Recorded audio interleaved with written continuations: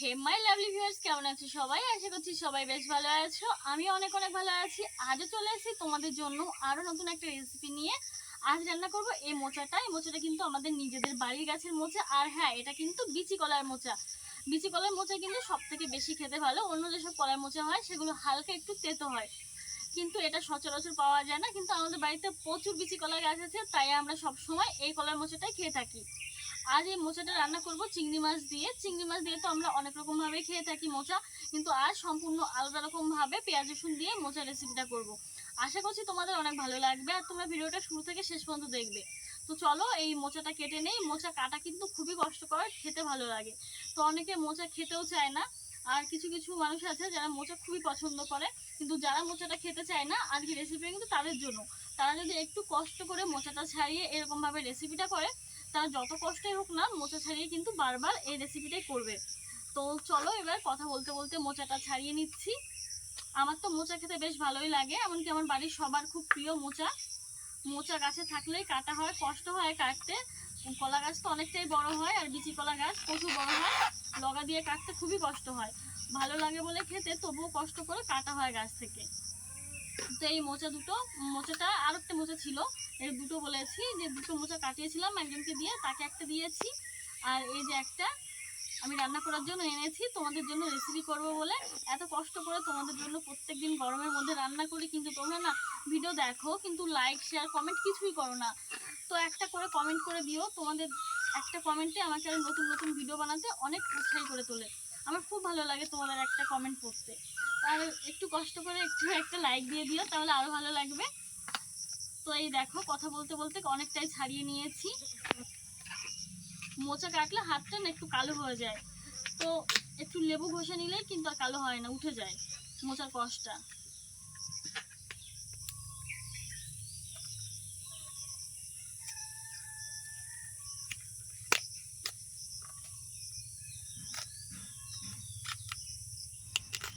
এই দেখো মোচাটা ছাড়িয়ে নিয়েছি, এবার ভালো করে বেছে নেব।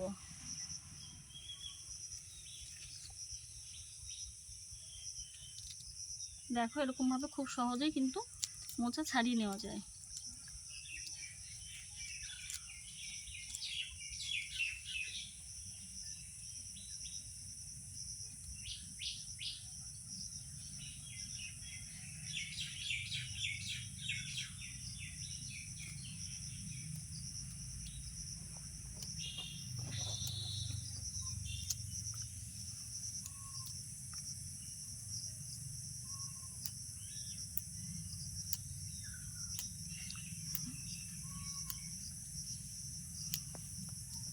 এই দেখো এই কলার ফুলটা বেছে নিয়েছি খুব সুন্দর করে। এই শক্ত একটা কাঠির মতো অংশ থাকে, এটা ফেলে দিতে হয়। আর এই যে একটা, এটা ফেলে দিতে হয়, এটাকে কি বলে? দেখো মোচা বেছে নিয়েছি ভালো করে, এই অবস্থায় সেদ্ধ করে নেব। একবার ধুয়ে নেব। দেখো মোচা বেছে ভালো করে ধুয়ে নিয়েছি। আর এদিকে উনুন ধরিয়ে কড়াইতে জল বসিয়ে দিয়েছি, জলটা উষ্ণ গরম হয়েছে। দিয়ে দিচ্ছি লবণ, হাফ চামচ লবণ দিলাম। আর এখন দিয়ে দেবো হলুদ গুঁড়ো।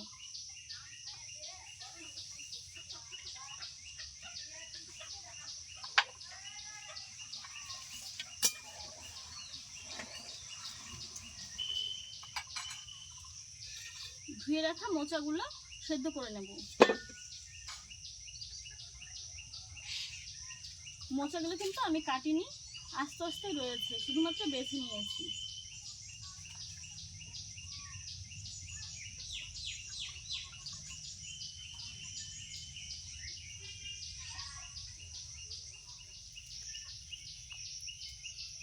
ঢাকা দিয়ে 5-7 মিনিট মতো সেদ্ধ করে নেব।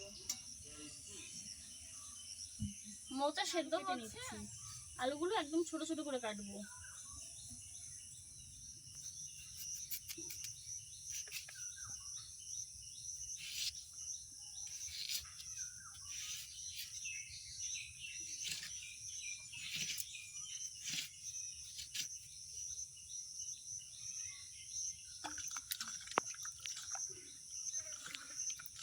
দেখো এই যে ছোট ছোট করে আলু কেটে নিয়েছি, আর এদিকে মোচাটাও সেদ্ধ হয়ে গেছে, মোচাটাকে নামিয়ে নিচ্ছি।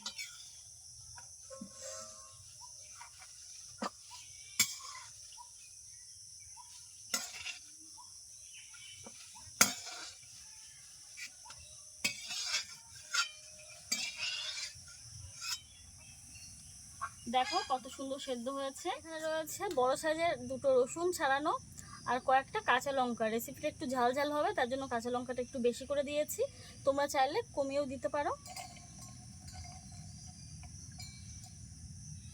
আর এই সেদ্ধ করে রাখা মোচা দিয়ে দেব।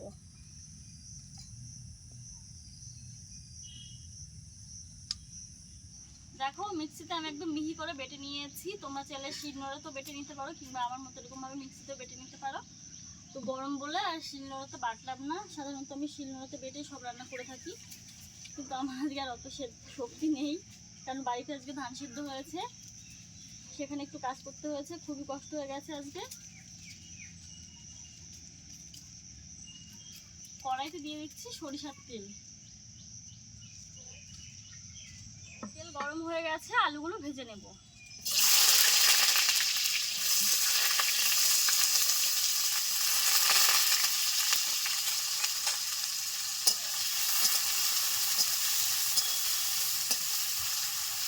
একটু লবণ ও হলুদ দিয়ে দেবো।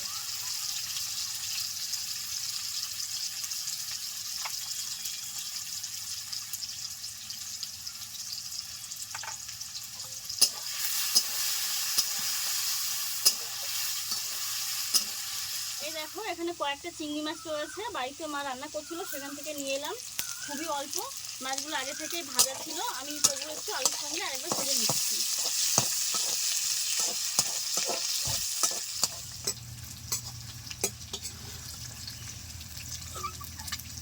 সুন্দর লালচে করে ভেজে নিয়েছি।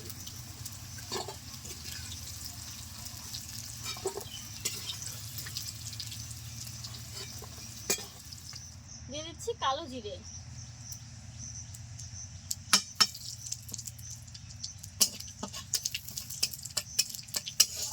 কালো জিরে দেওয়ার পর 30 সেকেন্ড মতো নেড়ে চেড়ে নিয়েছি। এখন দিয়ে দিচ্ছি পেঁয়াজ কুচি, এখানে 2টো মিডিয়াম সাইজের পেঁয়াজ কুচি করা আছে।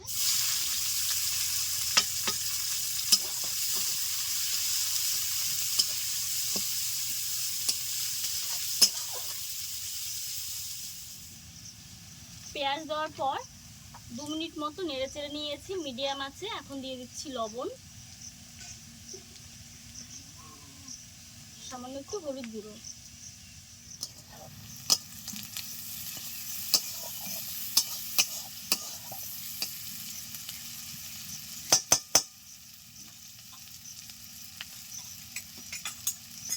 পেঁয়াজ ভাজা ভাজা হয়ে গেছে, এখন দিয়ে দিচ্ছি ভেজে রাখা আলু ও চিংড়ি মাছ।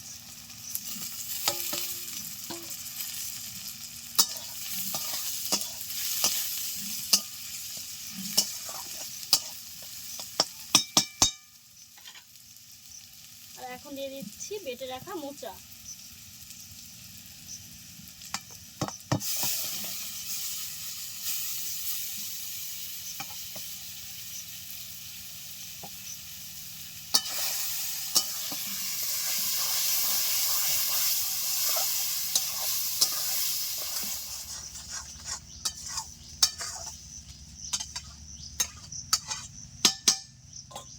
নেড়েচেড়ে মিশিয়ে নিয়েছি।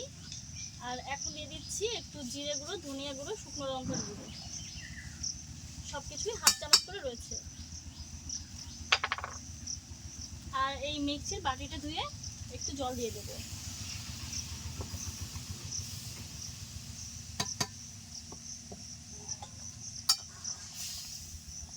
যদি আলু না দিতাম তাহলে জলটা না দিলেও হতো, আমি যেহেতু আলু দিয়েছি তাই একটু জল দিলাম, যাতে ভালো করে আলুটা গলে যায়। মিডিয়াম আছে জাল করে করে আর নেড়ে ছেড়ে একদম শুকনো শুকনো করে নেব। দেখো অনেকটাই প্রায় শুকনো শুকনো হয়ে এসছে, আমি আরও 4-5 মিনিট এরকম ভাবে নেড়ে চেড়ে নেব আর মিডিয়াম আছে জাল করতে থাকবো। দেখো এখন একদমই শুকনো শুকনো হয়ে গেছে আর এই কড়াইতে লেগে লেগে আসছে, তো এখন বুঝে নিতে হবে যে রান্নাটা পুরোপুরি হয়ে গেছে। তো চলো এবার নামিয়ে নিই। দেখো রান্নাটা হয়ে গেছে, আমি নামিয়ে নিচ্ছি।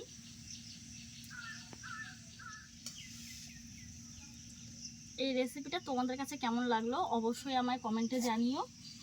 খেতে কিন্তু খুব ভালো লাগে। তোমরাও কিন্তু এরকমভাবে রান্না করে গরম ভাতের সঙ্গে পরিবেশন করতে পারো। আমাদের বাড়িতে মাঝে মাঝে এই রেসিপিটা হয়,